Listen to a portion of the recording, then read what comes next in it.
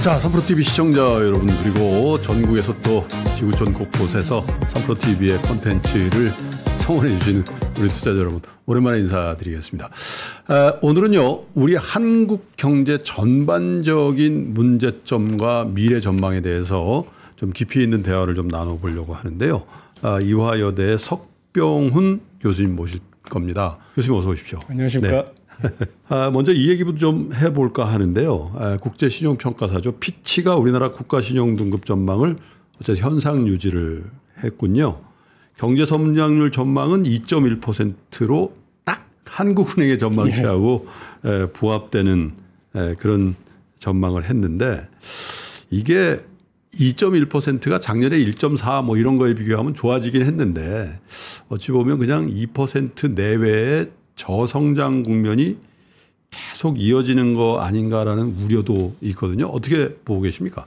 예, 사실 우리가 이렇게 2% 내외의 성장률이 나오고 있는 것은요. 예. 우리나라의 그 잠재 성장률이라는 그 개념이 있습니다. 예. 뭐 우리나라가 가지고 있는 자본하고 노동력을 다 투입을 해서 인플레이션이나 디플레이션을 유발하지 않고 예. 최대로 얻을 수 있는 경제 성장률이 잠재 성장률이거든요. 그렇죠. 그게 지금 한국은행에서 추정한 바에 따르면 2.0%입니다. 네. 그래서 이 잠재 성장률이라는 게 우리 경제의 기초 체력인데, 이게 2.0%인 상황에서 2% 초반대의 경제 성장률을 달성한다는 것은 뭐 경기 침체는 아니고요. 예. 뭐 사실 이게 뭐 현 상황에서는 뭐 정상적인 결과다라고 보시면 되는데요. 문제는 그러니까 예전처럼 우리가 뭐 6% 이상의 고도 성장을 할 수 있는 시절은 다 지나갔다, 이렇게 보시면 되겠습니다. 네. 그럼 그렇다고 해서 우리가 이런 2%대의 성장률에 만족하면서 살아야 되느냐? 예. 라면 당연히 우리 눈높이에 맞지가 않죠.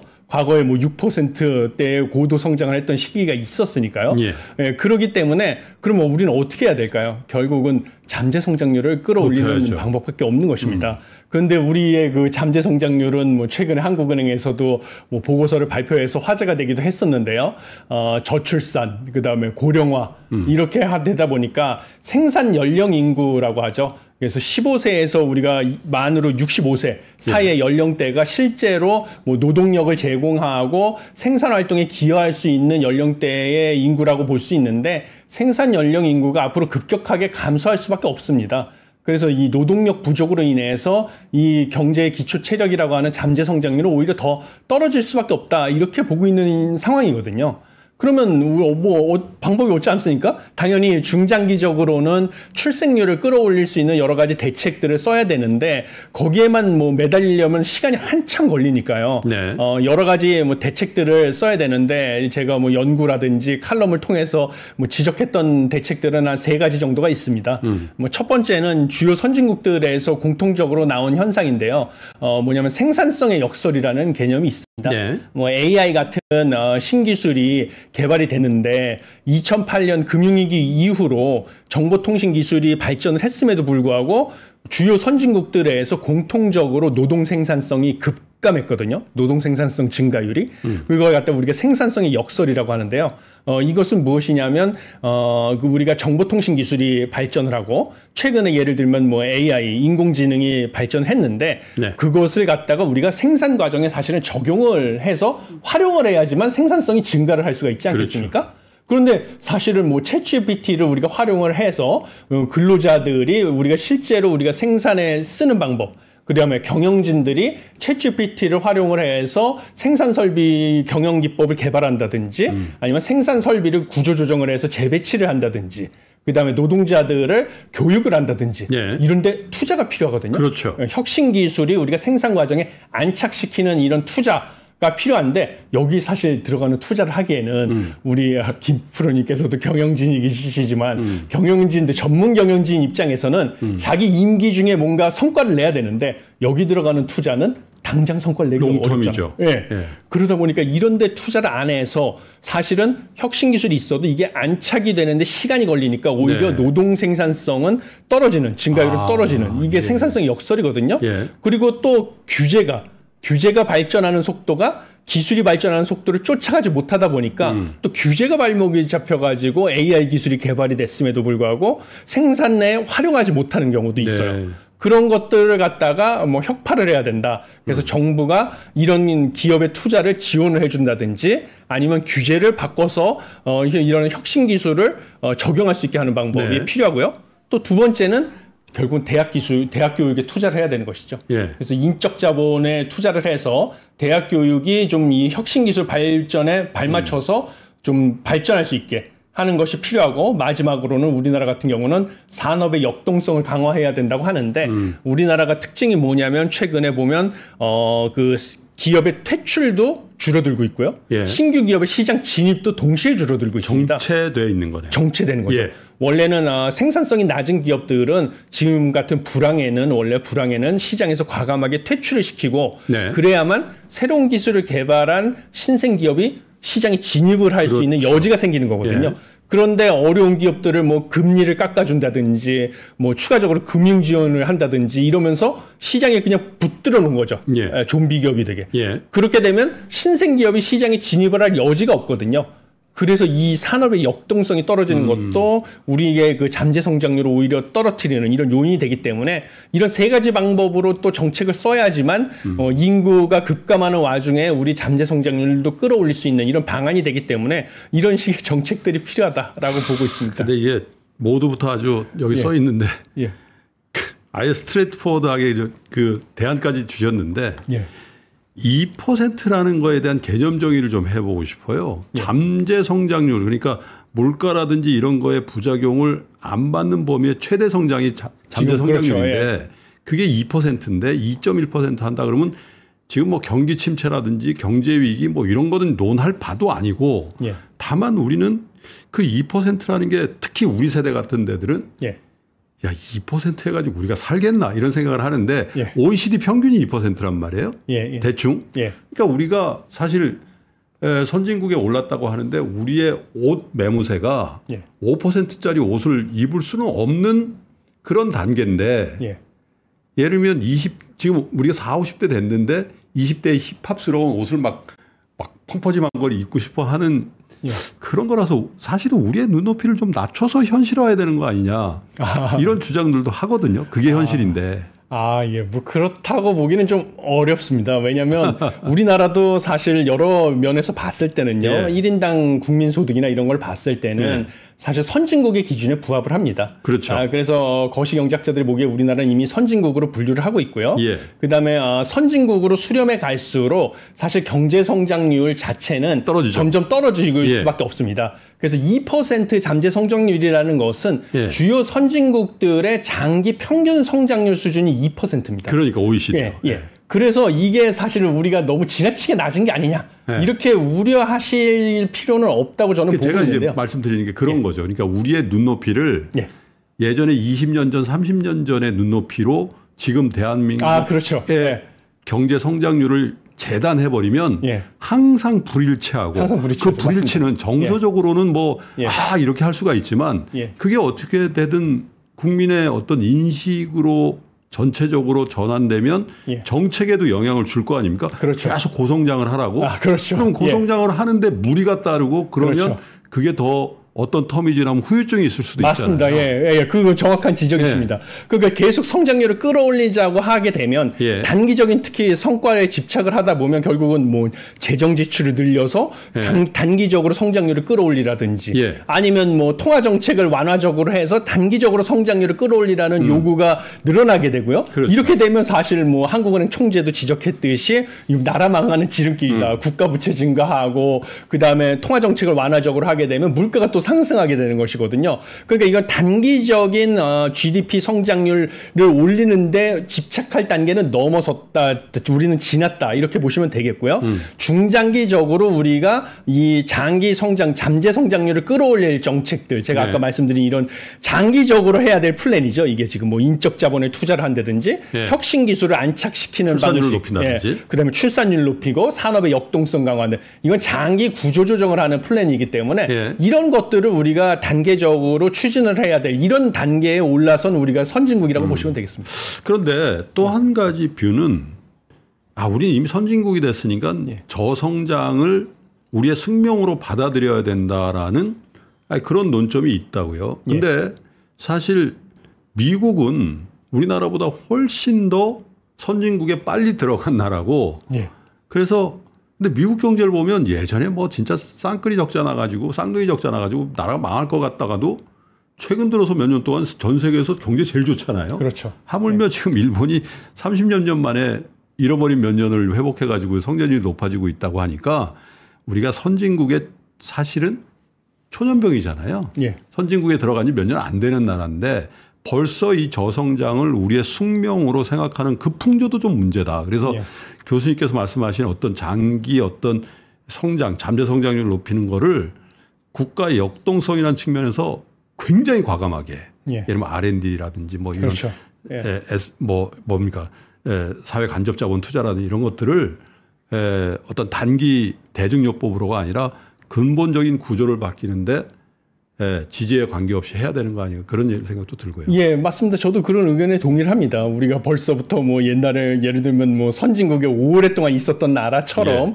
이렇게 뭐 느릿느릿 움직인다든지 현실에 안주한다든지 이럴 게 아니라 예. 정말 우리 김프로님께서 지적하신 것처럼 예. 이 과감하게 구조조정을 하고 예. 잠재 성장률을 끌어올릴 수 있는 여러 방법을 강구해야지. 왜냐하면 최근에 한국은행의 그 보고서에서 지적한 것처럼요. 우리가 지금 가장 큰 문제는 세계에서 유례를 찾아볼 수 없을 정도로 인구 절벽을 직면하고 있거든요. 합계 출산율 예, 그렇죠. 0.6이기 네. 때문에 예. 그게 지금 사실 다른 선진국에서 겪어보지 못한 네. 일입니다. 그래서 지금 현 상황에서 우리가 안주하고 있다가는요. 예. 이 급격한 인구 절벽 이것이 아까 지적한 것처럼 생산 연령 인구를 급감하다 보니까요. 노동력 부족으로 잠재 성장률을 갖다가 2%라는 것이 이 선진국의 평균인데요. 장기 평균이었는데 2%에 훨씬 못 미치는 대로 끌어내리게 되면 우리나라는 사실 이 선진국에서 못 버티고 더 내려갈 수도 있는 거거든요. 그러니까 여기서 우리가 안주할 게 아니라 지금 김프로님께서 지적해 주신 것처럼 우리가 잠재 성장률을 다시 끌어올리거나 유지할 방법을 찾기 위해서 과감하게 구조조정을 해야 된다. 이렇게 저도 보고 있습니다. 예.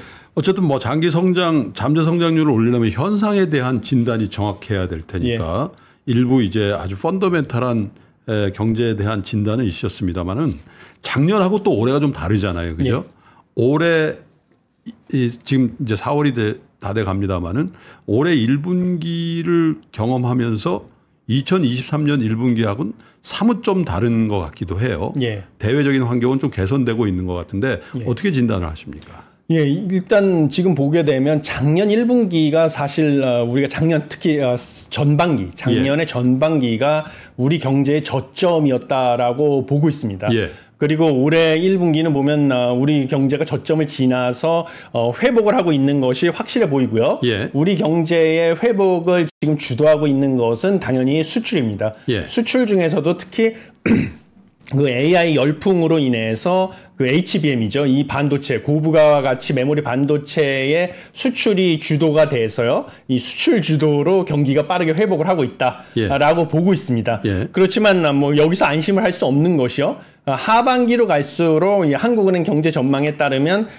우리가 고금리, 고물가의 그 영향으로 인해서 상반기에는 사실 아직까지는 우리가 물가가 지금 고물가로 여러 시청자분들께서도 고통을 받고 계시지 않습니까? 예. 그렇지만 물가는 추세적으로 지금도 안정이 되고 있거든요. 예. 그런데 하반기에 가서는 이제 근원 소비자 물가지수 상승률 기준으로는 이제 2% 물가 안정 목표에 근접한 수준으로 갈 것이라고 전망이 되는데 네. 그 대가가 있죠. 네. 물가 안정을 달성하기 위해서는 당연히 내수 소비와 투자가 침체돼야만 우리가 국내에서 서비스와 상품에 대한 수요와 투자가 줄어들어야만 그 가격이 떨어지는 거잖아요. 그렇죠. 예. 그래서 그 대가로 하반기에 물가가 안정되는 것이기 때문에 내수 소비와 투자 침체로 인해서 하반기에는 경기 둔화 내지 침체가 우려되는 상황이 될 것입니다. 그래서 아직까지 뭐 하반기에 경기 침체 우려를 뭐 걱정하지 않아도 된다 이렇게 주장하기는 어렵다라고 보고 있습니다. 다만 지금 진행되고 있는 수출의 호조, 예. 반도체가 예. 끌고 자동차가 밀어주고 예. 그 외에 조선이라든지 이런 예. 것들이 업황이 개선된다면 하반기에 상반기보다는 조금 저조할 수 있다. 왜냐하면 물가적인 측면에서 컨트롤해야 되기 때문에 그럼에도 불구하고 경기 침체 혹은 경기의 본격적인 하강에 기울기 좀 막을 수는 있겠다 이렇게 볼 수 그렇죠. 있겠네요. 네, 작년 상반기보다는 훨씬 나은 거죠. 여전히. 왜냐하면 수출이 좋아지기 거기 때문에 네. 이것이 내수 소비나 투자가 부진한 거를 상쇄해 주는 측면이 네. 있어가지고요. 작년 상반기보다는 낫다. 그래서 우리가 이미 가장 고통스러운 저점은 지났다라고 보고 있습니다. 제일 걱정했던 게 두 가지 측면이었던 것 같아요, 교수님. 예. 경제 운영의 두 주체인 정부의 재정 정책 그리고 중앙은행의 통화 정책이 어쩌면 작년 올해 상반기 어쩌면 올해 전체를 이어서도 일시적인 공백이 있을 수 있지 않냐. 왜냐하면 이 정부는 재정 건전성이라는 걸 굉장히 중요하게 생각하는 정부고 한국은행의 통화 정책은 미국이 금리를 인하하기 전까지 혹은 우리 물가가 확실히 잡히고 가계부채의 문제에서 조금이라도 완화되는 징후가 나타나기까지 적극적인 금리 인하를 하기는 어렵지 않겠냐. 그러면 이 두 가지 경제 운용의 핵심적인 기능이 일시적으로나마 공백이 있을 수 있다.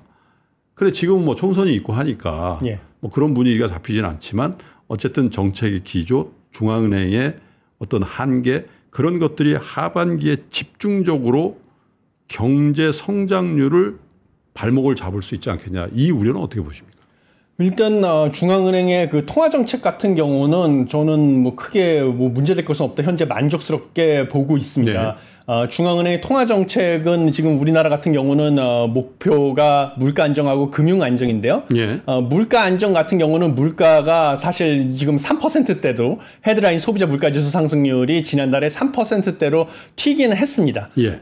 그렇지만 이것은 가장 큰 원인은 농산물 가격 그다음에 에너지 가격이 상승을 했기 때문에 일시적으로 소비자 물가지수 상승률이 전년 동월 대비 3%로 뛴 것이고요. 예. 가장 우리가 통화정책의 효과를 볼 수 있는 중요한 지표는 근원 소비자 물가지수 상승률인데요. 예. 이것은 전월 대비로는 낮아졌고요. 예. 전년 동월 대비로는 그냥 동일했습니다. 1월 달하고. 예. 그래서 우리가 중요한 것은 추세적으로는 이게 장기 추세를 보여주는 거거든요. 변동성이 큰 식료품과 에너지 가격을 제외했고 예. 그다음에 우리가 식료품하고 에너지 가격 같은 경우는 이상기온, 기후 요인, 그다음에 산유국의 감산 결정이나 중동 정세 같은 것에 영향을 크게 받는데 그렇죠. 이것은 한국은행의 기준금리 결정으로 어떻게 할 수 없는 외생적인 요인이거든요. 예. 그래서 이 두 가지를 제외한 지표이기 때문에 한국은행의 통화정책의 효과를 가장 정확하게 보여줄 수 있는 지표라서 예. 근원 소비자 물가지수 상승률을 주목하셔야 되는데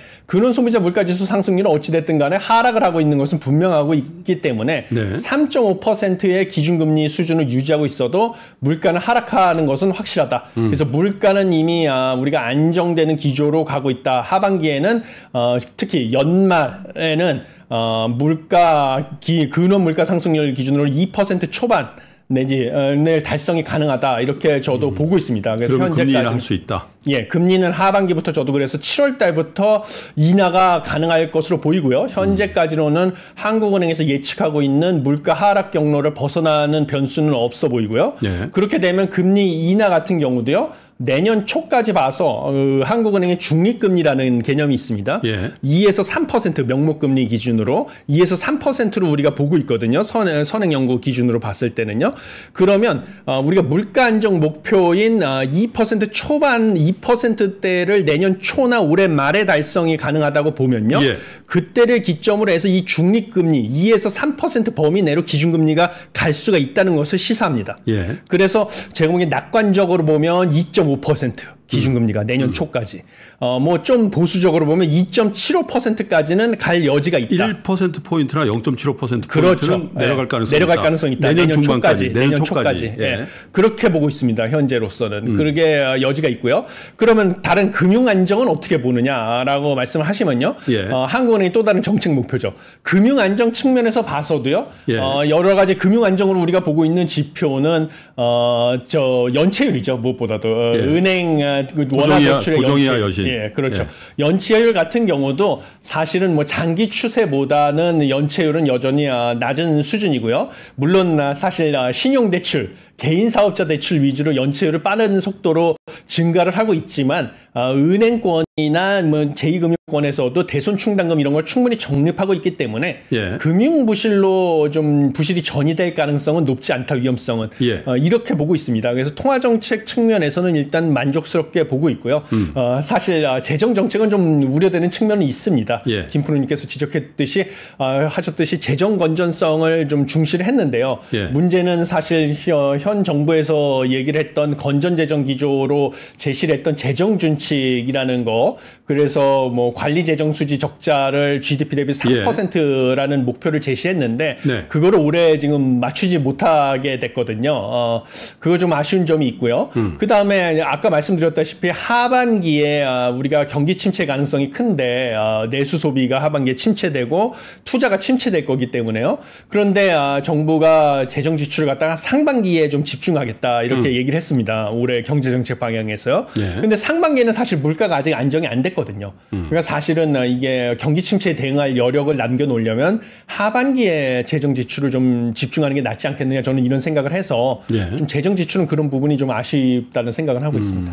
재정 정책. 근데 어쨌든 뭐 사실 돈이라는 게 뭐 우리 같은 개인의 돈이나 기업의 돈이나 정부의 돈이나 하나에 떨어지는 게 아니라서 사실 국민들 주머니에서 빼서 써야 되는 거니까 사실 그거에 대한 밸런스를 맞춘다는 게 쉽지 않겠다. 재정 건전도 하면서 성장률의 저하도 막아야 되는 게 이제 정부의 고민인데 그래서 경제 정책이라는 게 굉장히 중요하고 이런저런 고려점이 많은 것 같은데 일단 올해 상반기는 작년 상반기도 좋은 게 확실한 것 같아요. 수출 위주로.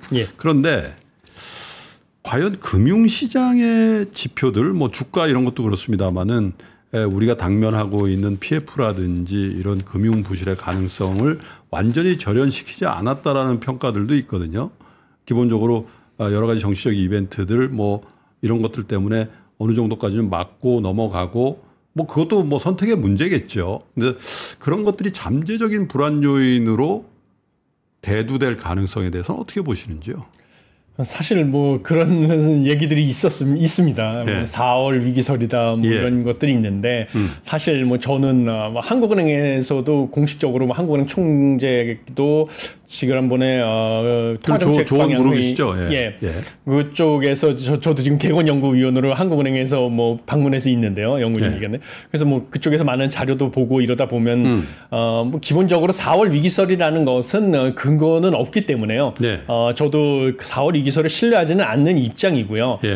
그다음에 중요한 것은 무엇이냐면 무엇보다도 건설 회사들이 지방에 있는 건설사들이 실제로 도산을 할 가능성은 있습니다. 왜냐하면 지방을 중심으로 해서 악성 미분양이라고 하는 중공업 미분양은 늘어나고 있습니다. 그래서 일례를 보면 1월 달에 지방의 중공업 미분양이 12월 달보다 4.9% 증가를 해서 9천 가구 수를 넘어섰거든요. 근데 이게 전국으로 보면 이미 1만 가구를 넘어선 적이 벌써 몇 달이 됐기 때문에 1만 가구가 넘어선다고 하는 것을 위험 신호로 우리가 보고 있습니다.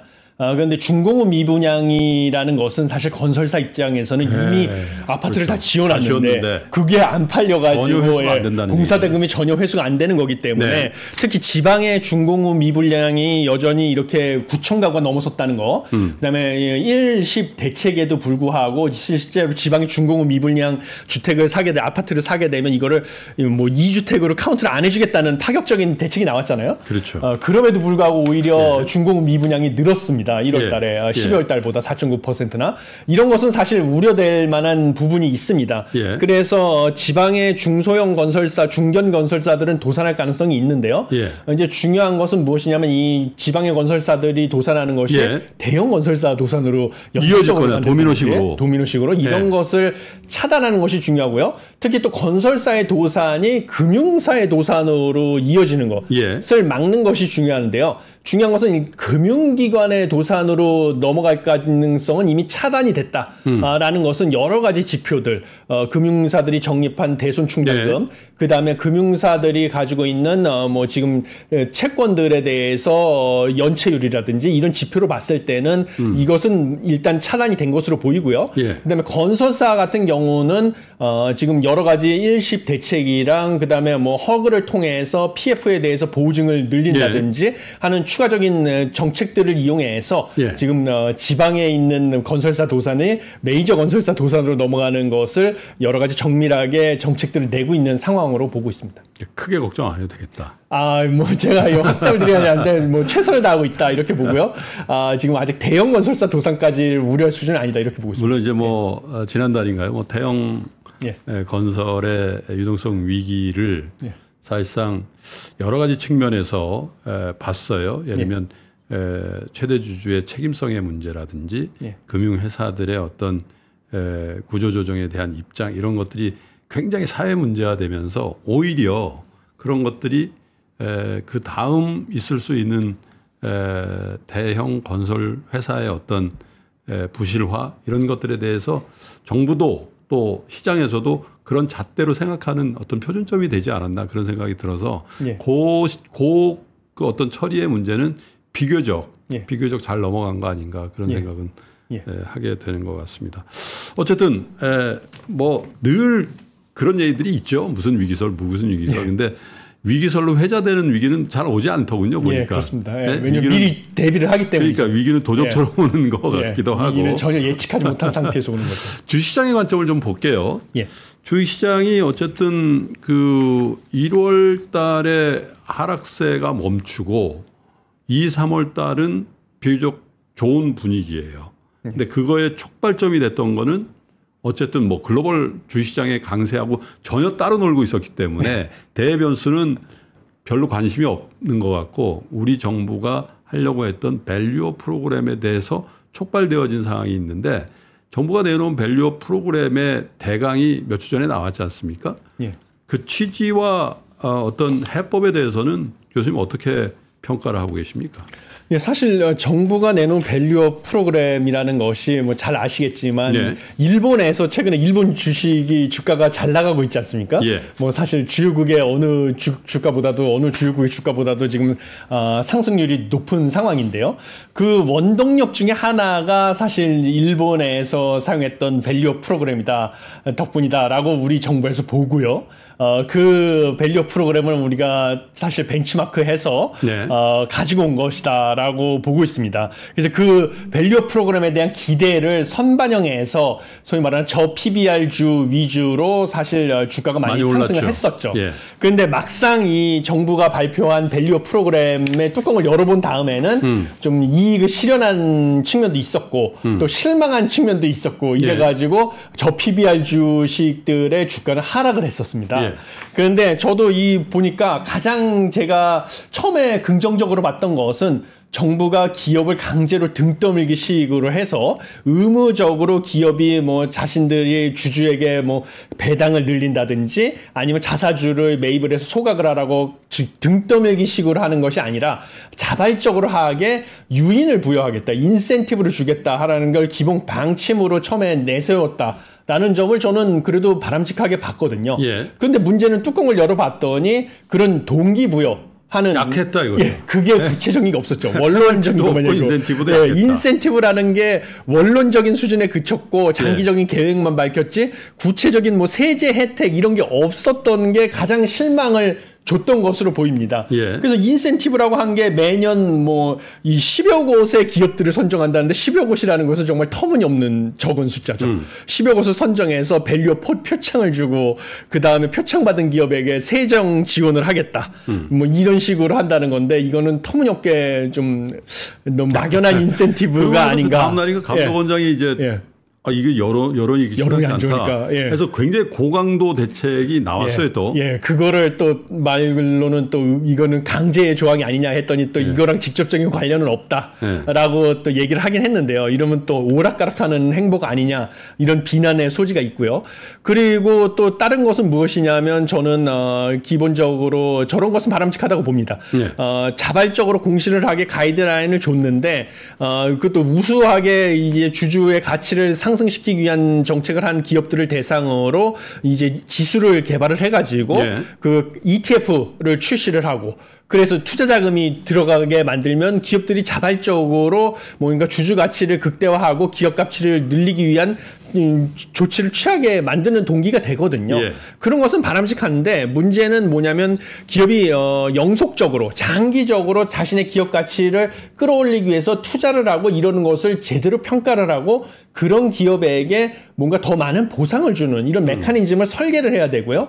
무엇보다 중요한 것은 일본의 주가가 지금 이렇게 잘 나가는 것은 단순히 이 밸류 프로그램 때문에 그런 게 아니다. 사실 어떻게 보면 예. 반도체 랠리라고 봐야 될 것 같더라고요. 예, 사무라이 세븐인가 보니까 예. 그거 다 반도체 관련된 주식 위주로. 그러니까 여러 가지 이유가 있는데 가장 중요한 것은 기업의 실적이 동반이 그렇죠. 돼야 되는 거죠. 예, 네. 지금 AI 열풍에 일본의 반도체 기업들의 실적이 지금 시장의 전망을 초과한 실적을 달성하니까 예. 그 기업들의 주가가 지금 상승을 하고 있고요. 예. 또 다른 것은 다른 나라의 중앙은행들은 긴축적인 통화 정책을 하고 있지만 일본은 오랫동안 저물가에 시달려왔기 때문에 예. 중앙은행이 완화적인 통화 정책을 해서 엔저가 지속되다 보니까 일본의 자동차 기업들, 종합상사들, 관광 기업들이 엔저의 그 혜택을 봐서 실적이 되게 좋은 거죠. 예. 그러니까 그런 기업들이 또 주가 상승을 주도하고 예. 이런 게 합쳐져서 실적을 수반한 이제 밸류 프로그램의 예. 혜택으로 주가가 좋은 거지 실적 향상이 동반되지 않으면 우리나라의 이런 밸류 프로그램이라는 것이 지속 가능하게 이 코리아 디스카운트를 해결할 수가 없다. 어떻게 보면 이렇게 보고 있습니다. 촉발시킨 트리거링 역할을 예. 해야만 하고 예. 사실 정부가 계속 그걸 시장에 그 무슨 감독자처럼 예. 뭐 상 주고 벌 주고 이렇게 하는 건 사실 맞지는 않죠. 예. 워낙 후진적이라고 하니까 예. 그걸 이렇게 예. 정신 차리게끔 이렇게 예.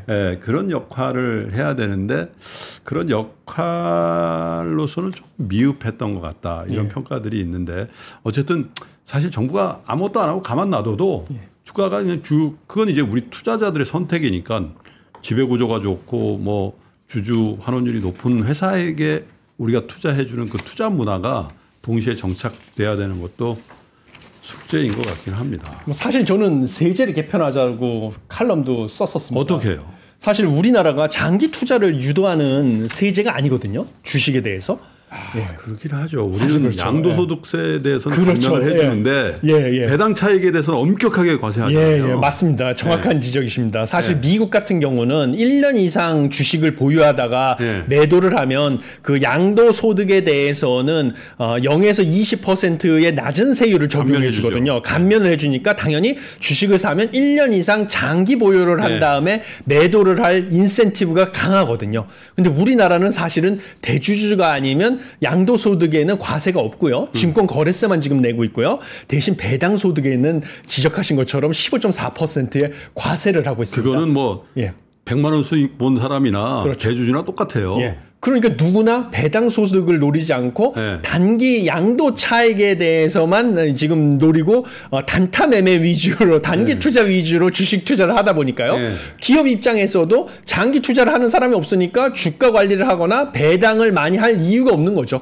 이 주주가 진정한 우리 주주인지에 그렇죠. 대해서 잘 모른다는 거죠. 그렇죠. 그러니까 저도 미국처럼 주요 선진국에는 이런 시스템이 많기 때문에요. 당연히 양도소득에도 배당소득하고 비슷하게 과세를 하되 단 장기 투자를 하는 사람, 1년 이상 보유를 한 사람에게는 양도소득세를 깎아주는 방식으로 과세를 도입을 하면요. 당연히 배당소득을 노리고 그다음에 장기 보유, 양도소득세를 감면받기 위해서 장기 보유 위주로 주식 투자 문화가 형성이 되고 그러면 기업도 당연히 배당을 늘리고 장기 투자자를 유치하기 위해서 주가를 관리할 수밖에 없는 문화가 형성이 되는 것이죠. 그래서 이런 것이 코리아 디스카운트를 해소할 방법이 된다라고 생각을 합니다. 그래서 칼럼도 썼었습니다. 그래요. 오전에 샀다가 오후에 파는 사람이나 3년 동안 그렇죠. 주주로서 주주권을 행사하면서 건강하게 장기 투자한 사람이나 배당소득 갖고 그죠? 그렇죠. 배당소득세 갖고 증권거래세도 끝받고 거기다가 양도소득세율이 같단 말이죠. 그렇죠. 그거는 좀 장기 투자를 할 이유가 없죠. 지금 그러니까. 세제만 놓고 봤어요. 그러니까 계속 장기 투자는 하면 안 되고 한국 주식은 그냥 냄비 장세니까 빨리 들어갔다 빨리 나오고 그러니까 장기 기업도, 투자는 미국 가서 하고 그러니까 기업도 배당을 많이 할 이유가 없죠. 장기 투자를 안 하니까 사람들이 주가를 관리할 이유도 없고. 그러네요. 그거 좀 바꿔야 될 것 같긴 한데 여러 가지 좀 고려점이 있죠. 금투세도 어쨌든 약간 그런 취지를 해서 만든 게 금투세인데 금투세도 근데 장기 투자를 할 경우에는 세율을 깎아주는 방식으로 도입이 됐어야 되는데 그게 없었죠. 그게 문제였죠. 차제에 그런 것들도 좀 감안해서 좀 봐야 되지 않겠나 그런 생각이 있는데 사실 부동산 얘기를 안 할 수가 없어요. 굉장히 썰렁하다 그래요. 강남, 강북, 지방, 수도권 할 거 없이 굉장히 썰렁하다 그래요. 그래서 그거가 한국의 미래 경제의 반사격 아니냐 이렇게 보는 시각들도 나오고 있어요. 근데 저는 사실 부동산 같은 경우는 지금 사실 상반기에는 침체가 지금 불가피한 걸로 보이는데요. 하반기부터는 좀 조짐이 바뀔 가능성도 있다. 왜냐하면 가장 큰 이유는 전세 가격이 지금 무섭게 상승을 하고 있거든요. 그래서 서울 같은 경우도 전세 가격이 무섭게 상승을 하고 있어가지고 그 가장 큰 이유는 신축 입주 물량이 급감했기 때문입니다. 서울도 신축 입주 물량 급감했고 수도권도 그렇고 전국도 그렇거든요. 공급이 많이 줄어요. 심지어 내년에도 마찬가지거든요. 그래서 신축 입주 물량이 줄어들면 사실은 신축 입주 물량은 수분양자들이 잔금을 갖다가 전세를 줘서 전세 보증금으로 잔금을 치르려고 하는 경우가 많아서 신축 입주 물량, 신규 입주 물량이 많아야지만 전세 가격이 안정이 됩니다. 그런데 신규 입주 물량이 부족을 하게 되기 때문에 지금 전세 가격이 안정이 안 되는 거거든요. 그렇죠. 그런데다가 지금 부동산 가격이 지금 하향 안정화되니까 집을 안 사고 좀 관망을 하겠다. 전세로 있으면서 관망을 하겠다는 수요까지 늘어나고 있죠. 그리고 특히 지금 빌라 같은 경우는 전세 사기 때문에 빌라에 전세 사기로 들어가고자 하는 수요까지 차라리 구축 아파트에 가서 전세를 살겠다 하는 수요로 몰려서 아파트 전세 가격은 지금 계속 올라가고 있습니다. 한 40일쯤인가요? 지난달 말까지 연속 상승을 했거든요. 서울 같은 경우는. 그러다 보면 결국은 갭이 매매 가격과 전세 가격의 차이인 이 갭은 점점 좁혀질 가능성이 큽니다. 그럼 갭이 좁혀지게 되면 결국은 갭 투자 수요가 늘어날 수밖에 없거든요. 그럼 갭 투자가 늘어나게 되면 결국 매매 가격은 시차를 두고 상승할 수밖에 없기 때문에 다시 투기적인 매수가 들어올 수 있다. 그럴 수밖에 없기 때문에 이제 부동산 가격도 사실 하반기부터는 좀 바뀔 수밖에 없다 이렇게 보고 있습니다. 그 일례가 항상 제가 주시하고 있는 한국은행에서 발표하는 주택가격 전망 CSI. 이게 이제 주택 가격을 갖다가 분기 선행하는 걸로 알고 있는데요. 1분기 정도 선행하는 걸로 알고 있는데 원래 하락 추세로 가다가요. 지난달 이제 하락세가 멈춰섰습니다. 92로 CSI 기준으로. CSI 기준으로 하락세가 멈춰섰습니다. 그래서 이게 주택 가격에 대한 이 변화의 조짐이 보인다라고 저는 지금 보고 있습니다. 그리고 사실 정부도 부양의 정책으로 전환된 지 꽤 됐단 말이죠. 맞습니다. 지방의 부동산 시장을 살려야지만 건설사 도산을 막을 수 있기 때문이죠. 거기다가 교수님 전망대로 하면 하반기에 한국은행이 어쨌든 기준금리가 낮아질 수 내년 초까지 1%포인트 혹은 적어도 0.75%포인트 낮출 가능성이 있다.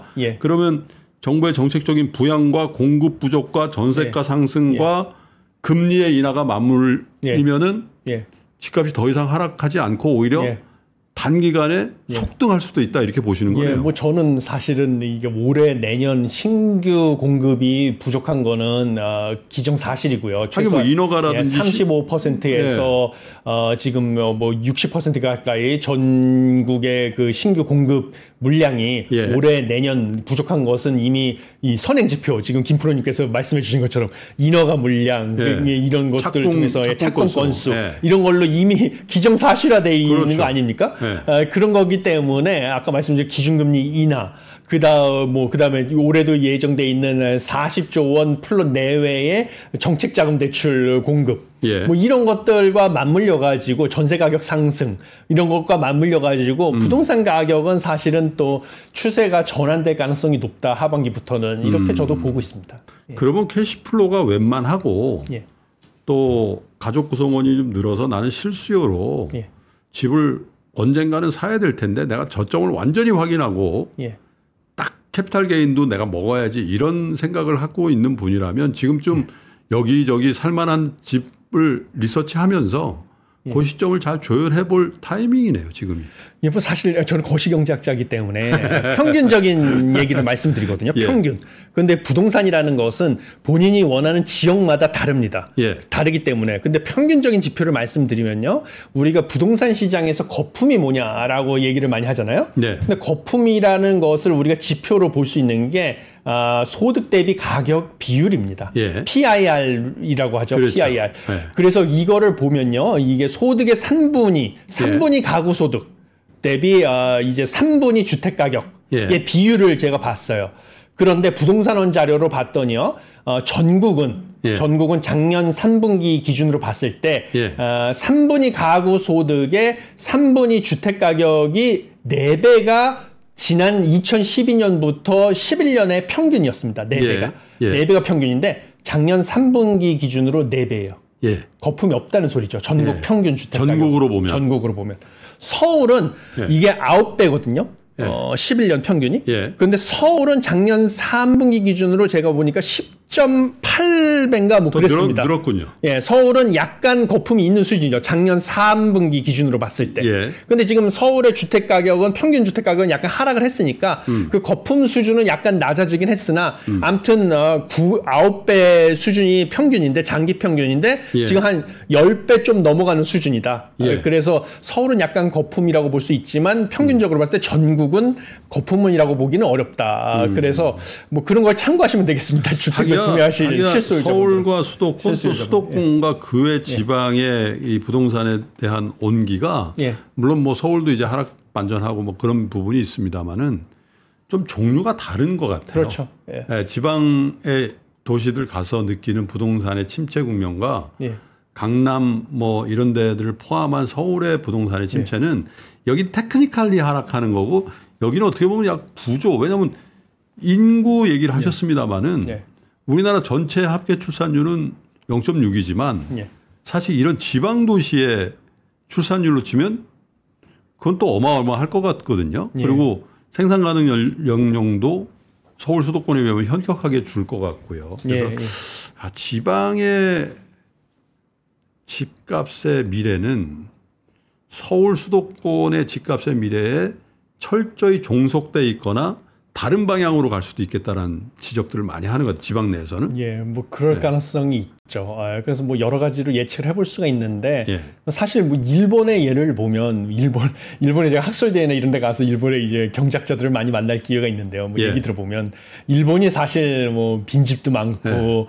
인구가 고령화되니까 뭐 지택 가격 폭락하고 뭐 이런다. 일본처럼 될 것이다. 이렇게 말씀하시는 분은 많은데요. 사실 인구가 줄어들어도 뭔가 입지가 좋은 곳에서 살고자 하는 욕구는 변하지 않습니다. 그렇기 때문에 이 도쿄에서도 이 뭐 학군이 좋다든지 일자리와 가깝다든지 이런 입지가 좋은 곳으로 사람들이 몰려 사는 거죠. 그러니까 그곳은 가격이 안 떨어진다. 이 일본에 있는 경제학자들이 그렇게 얘기하는 거죠. 집적의 효과도 있고. 그렇죠. 입지가 안 좋은 곳은 가격이 떨어지지만 입지가 좋은 곳으로는 사람들이 인구가 줄어들어도 몰려들기 때문에 거기는 가격이 이제 안 떨어지고요. 입지가 안 좋은 곳은 가격이 떨어져서 양극화 현상이 강해지는 것이죠. 그리고 뭐 또 다른 측면으로 볼 수 있는 것은 소득 수준이 높아지면 사실은 뭐 5도 2촌이다 이런 식의 패턴이 자리 잡을 가능성도 큽니다. 그래서 지방에 이제 경치 좋고 뭐 이런 데 이제 세컨하우스를 가지고 있는 가능성도 커지는 거죠. 뭐 그런 식으로 해서 주말에는 이제 경치 좋은 데 가서 살다가 7일 주중에 5일은 이제 서울의 업무 지역에 와서 살고 이럴 가능성이 있어서 이런 것이 지방의 부동산 수요를 뭐 받칠 가능성. 그런데 이럴 경우에는 그 지역이 관광단지나 이래야 되겠죠. 그래서 그것도 입지죠, 사실은. 그것도 사실은 입지죠. 그래서 이번에 사실 뭐 일식 대책이랑 정부의 경제정책 방향에서 지방의 부동산을 살리기 위한 정책으로 제가 보기에 주목했던 것이 지방의 소규모 관광단지 개발 정책이 있었습니다.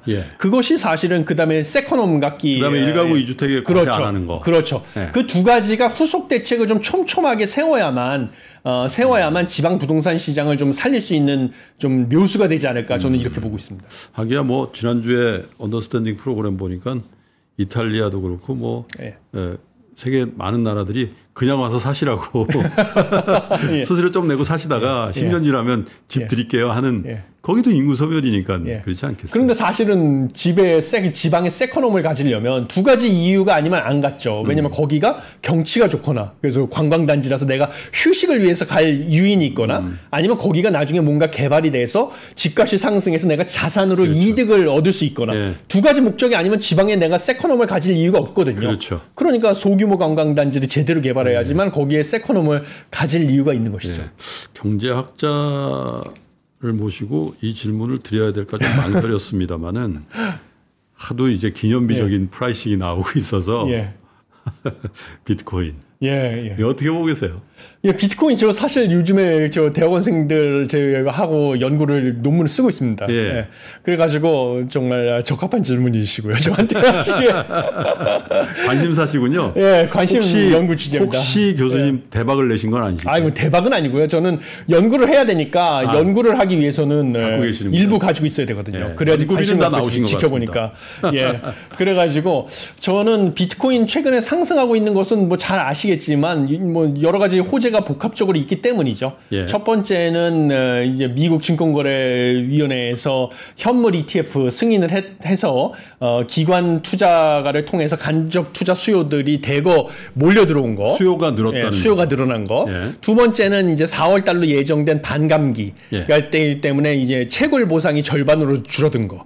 그래서 이 과거에 학습 효과가 있죠. 반감기에는 가격이 급등했다. 그럼 공급이 준다. 공급 줄어든 거 예상을 하니까 그거가 선반영이 되는 거. 그래서 공급이 줄어들고 수요가 늘어나면 당연히 가격이 급등하는 것이죠. 그런 다음에 또 이제 기준금리가 미국에서 인하될 것은 이제 시간 문제잖아요. 확실시 되는데 기준금리가 인하가 되게 되면 사실 달러화가 풍부해지는 거죠. 유동성이 풍부해지니까 달러화로 표시된 비트코인의 가격은 상승을 하는 것이죠. 이런 세 가지 호재 때문에 비트코인의 가격은 당연히 이제 추세적으로는 상승할 것으로 보입니다. 그렇죠. 워낙 변동성이 큰 자산이기 때문에 단기적으로는 이익 실현을 위해서 이제 뭐 가격이 조정을 받을 수도 있지만 장기적으로 중장기적으로는 비트코인 가격은 상승할 가능성이 크다. 저도 이렇게 보고 있습니다. 근데 이제 비트코인이 처음 나왔을 때 많은 사람들을 소구했던 점은 뭐냐면 기존의 화폐 너무 많이 발행된 이 화폐를 대체할 것이다. 실사용을 할 것이다. 라는 얘기를 굉장히 많이 했고 실제로 뭐 해외 토픽에 보면 비트코인 맞습니다. 이런 데들도 나오고 했잖아요. 근데 한 10여 년이 지난 이 시점에서 돌아보면 비트코인은 화폐를 대체하는 게 아니라 하나의 투자 상품이 돼버린 것 같아요. 그래서 지금 투자에 알맞게 훨씬 더 진화 발전해. 그게 이 현물 ETF 같은 거 아니겠습니까? 그러다 보니까 수요는 늘 수밖에 없고 공급은 줄 수밖에 없는 희소성 있는 자산으로서의 투자 매력도는 높아지는데 그걸 경제학적 의미에서 물론 이것도 해서는 안 될 분석이기도 한 것 같아요. 돈 벌려면. 근데 애초에 생각했던 그 경제적 효능, 효익이 있는가에 대한 어떻게 보십니까? 경제학적으로. 사실 이제 화폐라고 보기는 힘들죠. 왜냐하면 교환의 매개체로서의 역할도 있어야 되고요. 가치 저장 수단으로서의 역할이 있어야 되고 그 다음에 가치 척도로서의 기능 이 세 가지 기능이 다 있어야지 화폐라고 볼 수 있는데요. 지금 비트코인 같은 경우는 가치 저장 수단으로서의 기능은 인정을 받았고요. 그래서 자산으로서 우리가 보고 있는 것이죠. 그런데 교환의 매개체나 가치 척도로서의 기능으로서는 아직 광범위하게 인정을 받고 있지 못하고 있습니다. 오히려 그런 시도가 더 줄어들고 있는 것 같아요. 그래서 화폐는 아니고요. 가상 자산으로 보고 있습니다. 그렇지만 이게 자산으로서는 저는 상당히 효과적이다 이렇게 보고 있습니다. 여러 가지 제가 지금 연구를 하다 보니까 선행 연구들을 많이 봤는데요. 이 비트코인이라는 것의 가격이 지금까지 이 역사적인 자료를 분석해 보면 특징이 뭐냐면 주요 우리가 지금까지 투자해 왔던 뭐 부동산, 심지어 유가, 뭐 채권, 주가와 이 상관관계가 상당히 낮습니다. 그래서 비트코인이라는 것을 우리가 자산 포트폴리오의 일부 가지게 되면요. 우리가 위험성을 갖다가 해체할 수 있는 역할을 하고 있습니다. 그래서 선행 연구에 따르면 우리가 파이낸스에서 재무 경제학에서 쓰는 모형에 따라서는 다르지만요. 예를 들면 뭐 대부분의 선행 연구가 이 모형에 따라 다르지만 어떤 모형을 쓸 경우에는 뭐 20%까지 포트폴리오에 포함을 시키는 게 최적 수익률을 얻을 수 있다고 하는 결과도 있었고요. 10% 내외입니다, 보통. 10%에서 뭐 한 5% 정도를 나의 포트폴리오에다가 포함을 시키면요, 비트코인이 예를 들면 경제 위기가 올 경우에는 부동산 가격도 폭락을 하고 주가도 폭락하고 동행하죠. 채권 펀드도 폭락을 하잖아요. 근데 비트코인을 내 예를 들면 연금 저축 포트폴리오에 가지고 있다. 10% 정도. 그럼 그거는 반대로 가는 것이죠. 그래서 손실을 최소화할 수 있다.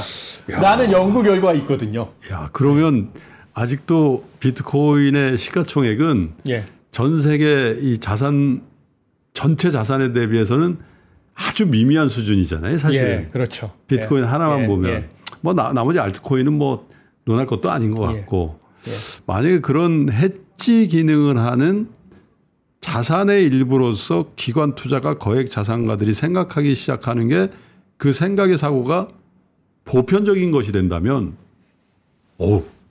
그렇죠. 그래서 제가 지난번에도 우리나라 그 비트코인 현물 ETF 미국에서 상장이 됐을 때 사실 우리 서학개미들이 한국에 있는 증권거래 계좌로 미국 주식을 투자를 할 수 있지 않습니까? 그렇죠. 근데 그걸 못하게 막았죠. 그거를 제가 반대하는 것을 방송이나 이런 걸 통해서 얘기를 많이 했었습니다.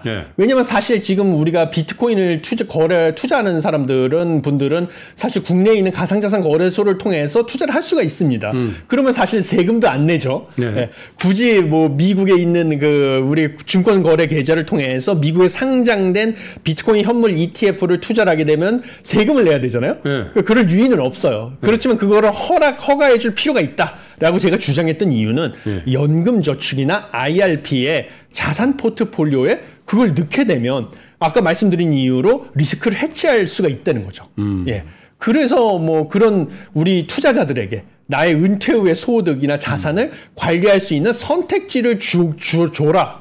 이런 취지에서 제가 보기에는 그런 것을 좀 허가해 줄 필요가 있다. 그렇지만 자본시장법을 개정해 줄 필요가 있다라고 보는 거죠. 지금 현재 금융당국에서는. 우리 금융당국은 비트코인 거래소에 대해서 이렇게 저렇게 별로 안 좋은 감정을 갖고 있는 듯한데 결과적으로는 비트코인 그 가상자산 거래소, 사적 거래소죠. 사실. 거기 굉장히 많이 도와주는 꼴이 됐네요. 사실. 그렇죠?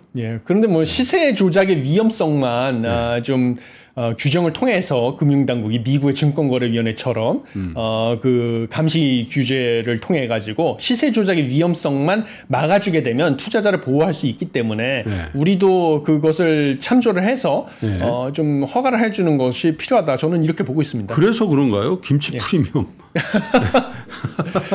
사실 요즘에 보면 저도 한국이 주도하죠. 좀 너무 심한 게 아닌가. 사실 아까 말씀드렸다시피 비트코인 자체는 미국의 주가 S&P 500이라든지 이런 것과 비트코인 수익률 자체는 상관관계가 낮습니다. 그래서 미국이 보면 S&P 500 지수나 나스닥 지수가 상승을 해도 비트코인도 같이 상승하거든요. 비트코인이 상승한다고 해서 나스닥 지수가 이제 하락하거나 이러지 않습니다. 그렇죠. 그래서 둘이 보완 관계지 대체 관계가 아니거든요. 미국은. 근데 우리나라는 코스닥 지수나 뭐 코스피 지수는 하락을 하고 이제 김치 프리미엄이 막 6% 이상 붙으면서 비트코인 가격 막 상승하니까 이거 팔아서 이거 사는 거예요. 코스닥에 주식을 팔아가지고 이걸 사는 것처럼 보이는 거거든요. 이게 지금 김치 프리미엄이 붙는 게 그런 이유로 지금 보입니다. 그러니까 이게 주가랑 가상자산이 대체 관계가 되는 걸로 보이는데 이게 사실 미국처럼 뭔가 건전하게 자산 포트폴리오에 위험 방지 장치를 시세 조작의 가능성이나 이런 거를 다 방지를 하고 이제 자산으로서 인정을 받고 간접 투자를 통해서 뭔가 자산 포트폴리오의 리스크 해치 수단이다라는 인식을 주고 건전하게 보완 관계다. 코스닥, 코스피와. 대체 관계가 아니다라는 이런 투자 문화를 정립하는 게 오히려 필요한 게 아닌가 이런 생각을 하고 있습니다. 지금은 완전히 대체 관계 같아요. 그렇죠. 주식이랑 가상자산이 우리나라에서는 그런 얘기 하시더라고요. 한국 주식 할 바에는 비트코인을 갖다 재밌대요. 그리고 24시간 할 수 있고. 예, 그렇지만 중요한 것은 어떠한 지금 재무경제학의 모델도 비트코인의 전 재산을 올인해라 이렇게 권유하진 않습니다. 최적 포트폴리오는 10% 안쪽, 8%다, 5%다 모형에 따라서 이렇게 적어하기 때문에 전 재산을 비트코인에다가 다 넣어라 이런 위험한 투자 방식은 권유하지 않습니다. 예. 마지막 그 정리하는 의미에서 지금까지 짚었던 것 말고 혹시 좀 우려되는 부분, 반대로 좀 기대되는 부분, 요 코멘트만 좀 받고 오늘 순서 마감할게요. 예. 기대되는 부분은 일단 우리나라가 경제가 정말 작년에 어려운 시절 많이 겪었습니다. 그런데 지표상으로 봤을 때는 작년 전반기가 저점이었고요. 네. 어려운 시절은 고비는 넘어섰다. 이렇게 보시면 되겠습니다. 그래서 많은 청취자분들이 희망을 갖고 아직까지는 인플레이션과의 싸움이 끝난 건 아니기 때문에 고통스럽겠지만 희망을 갖고 좀 앞으로 나가시기를 좀 바라겠고요. 그다음에 한 가지 우려되는 부분은 최근에 저는 비트코인을 연구를 하다 보니까 김치 프리미엄이 지금 6% 이상 가는 것이 너무 좀 우려스럽고 너무 과열됐다. 그래서 좀 너무 지금 선행 연구에서 비트코인이라는 것에다가 지금 10% 이상으로 자신의 자산 포트폴리오를 많이 투자하기를 권하지 않거든요. 어떠한 이 재무경제학의 모형을 이용해서 분석을 해봐도. 그러니까 이 기회에 이렇게 불나방처럼 비트코인이다. 최근에 금도 지금 그렇죠. 시세가 올라가니까 금이다, 그 비트코인이다 이런 데다가 너무나 많은 자산의 상당 부분을 포트폴리오 배분하지는 권유하지 않습니다. 예. 알겠습니다. 피케티의 연구가 그런 화두를 던졌습니다마는 우리 인류의 노동소득을 돈의 힘인 자본소득이 초과한 꽤 오래됐다고 하니까 사실은 노동은 덜 중요해지고 재테크 위주의 이런 자본 활동이 훨씬 중요해지는 그 21세기를 저희가 관통하고 있습니다마는 그래도 국가의 미래 또 기업의 미래, 가계의 미래는 건강한 노동과 그로 인한 생산성의 증대가 수반돼야 된다라는데 여러분들 다 동의하시는 것 같습니다. 너무 과열인 곳에 여러분들의 온 전력을 기울이지 말아달라는 석병훈 경제학자 교수님의 당부셨던 것 같습니다. 저도 즐거웠습니다. 예, 즐거웠습니다. 자주 이런 기회를 좀 가지면서 어려운 경제를 우리 시청자 여러분들께 좀 쉽게 설명해 주시는 기회를 가져보고 싶네요. 교수님 오늘 고맙습니다. 감사합니다.